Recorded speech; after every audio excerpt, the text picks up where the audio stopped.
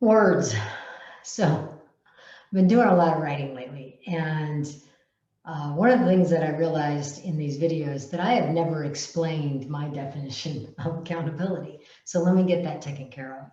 But let me back up, and I want to talk to you a little bit about words. Um, so when this all came about, and I was designing this model, it was in response to a request that was a long line of requests over and over and over again about helping teams with accountability issues. And as I dug into it, it really wasn't that people weren't getting tasks done on time or even the team wasn't getting results. It was the how they were getting results. And so I started to dig into the words accountability. Why was my clients describing this as accountability when it really wasn't, didn't feel like that was the right word? And as I was digging in and realizing what accountability meant, I actually looked it up on, dictionary.com. It says it's the fact or condition of being accountable, responsibility, and it's a noun. Like, okay.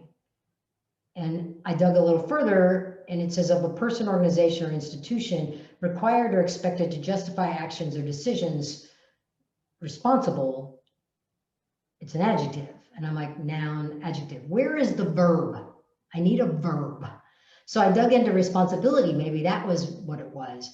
And responsibility says the state or fact of having a duty to deal with something, a noun. And I'm like, I need a verb. I need to talk about what to do, not a state of being. And so I redefined accountability for the situation that I was experiencing with clients and the dynamic I was seeing with clients. And it's all based on how these words came about in spiraling up, right? So the idea of being accountable in a verb, as a verb, means one considers the situation, right? Gathers perspectives and information, challenges assumptions, theirs and others, and brings forth the very best response to pursue solutions, right, through collaboration. Action. We need action.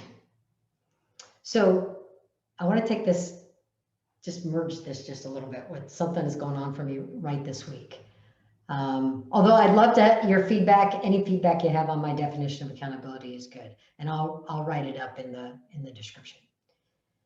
But later this week, I'm attending a conference, a virtual conference put on by the Chamber of Commerce, the Omaha Chamber of Commerce, called The Conference on Opportunity, Diversity, and Equity. This is a big area of interest of mine. It's integrated into all the work that I do.